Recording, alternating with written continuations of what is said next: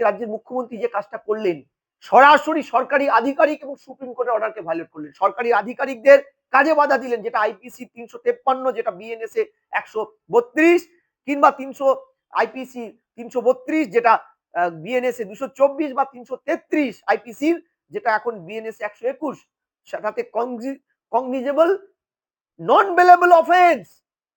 রাজ্যের মুখ্যমন্ত্রীকে কেন অ্যারেস্ট করা হলো না এখনো পর্যন্ত? কেন ওর বিরুদ্ধে এফআইআর করেনি বলতে পারেন? চোর পুলিশের খেলা যে ইডি করছে, আজকে ইডি আধিকারিকরা আগে পৌঁছলো, সিএম পরে পৌঁছলো।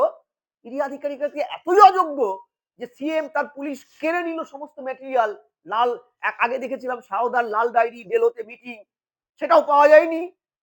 এটাও দেখলাম সবুজ একটা ফাইল, শয়ে শয়ে ফাইল। একটা ফাইল তো দেখলাম 2022-এর, উনি বলছেন ভোটের সমস্ত তথ্য ছিল 26-এর। 2022-এর ফাইলটা কি ম্যাডাম?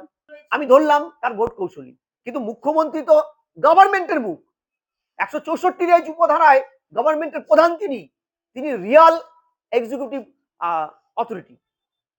তার তিনি যে দলের দ্বারা নির্বাচিত হয়েছেন, সেই পার্টিকে হয়তো কিছু লোক ভোট দিয়েছে, পার্টি ফর পার্টস, কিছু লোকের, সংখ্যাগরিষ্ঠ লোকের।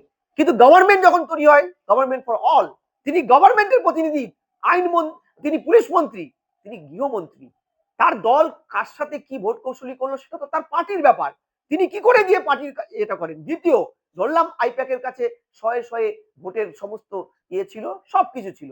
আমার কথাটা হচ্ছে, আপনি সেই ক্ষেত্রে বেছে বেছে সেই অংশগুলো দিতে পারতেন ভোট কৌশলীদের, আপনি দাঁড়াতে পারতেন, পুলিশকে দাঁড় করতে পারতেন, আপনি তৎক্ষণাৎ কোর্টের দ্বারস্থ হতে পারতেন। আপনি এগুলো কোনো রাস্তায় গেলেন না, সরাসরি সংবিধানকে হাতে নিলেন, সংবিধানের শ্রেণীটিকে হাতে নিলেন, ইডি আধিকারিকদের কাজে বাধা দিলেন, যেটা একদম নন বেলেবল অফেন্স। নন বেলেবল। আমি বলছি কেন অ্যারেস্ট হবে না, প্রশ্ন রইল আমার ইডি আধিকারিকদের বিরুদ্ধে।